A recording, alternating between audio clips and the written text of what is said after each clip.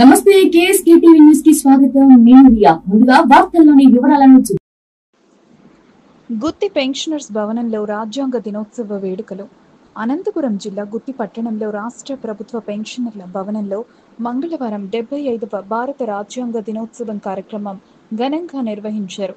పెన్షనర్ల సంఘం అధ్యక్షుడు అబూబకర్, అదనపు కార్యదర్శి జెన్నె కుళ్ళాయి బాబు ఆధ్వర్యంలో మంగళవారం ఉదయం జరిగిన కార్యక్రమంలో ముందుగా భారత రాజ్యాంగ నిర్మాత అయిన డాక్టర్ బిఆర్ అంబేద్కర్ చిత్రపటాలకు పూలమాలలు వేసి ఘనంగా నివాళులర్పించారు.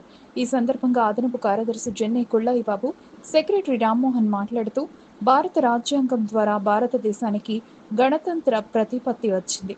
1950 జనవరి 26న భారతదేశం సర్వసత్తాక ప్రజాస్వామ్య గణతంత్ర రాజ్యంగా అవతరించినది.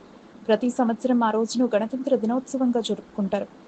భారత ప్రభుత్వం ఎలా ఉండాలి, పరిపాలన ఎలా జరగాలి అనే విషయాలను రాజ్యాంగం నిర్దేశించింది.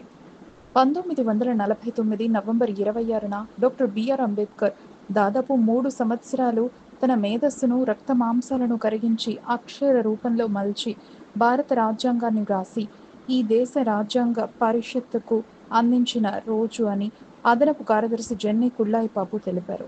ఈ కార్యక్రమంలో ప్రెసిడెంట్ అబూబకర్, అదనపు కార్యదర్శి జెన్నె కుళ్ళాయి బాబు, సెక్రటరీ రామ్మోహన్, వెంకట సుబ్బమ్మ, విజయలక్ష్మి, శకుంతలమ్మ, మాబూసాబ్, నారాయణ రెడ్డి, షేక్ షావలి, శామ్యూల్, స్వామిదాస్, హసన్ అహ్మద్, నారాయణ శెట్టి, గోవిందు, వెంకట నారాయణ, ఆది నారాయణ రెడ్డి మొదలగు వారు పాల్గొన్నారు.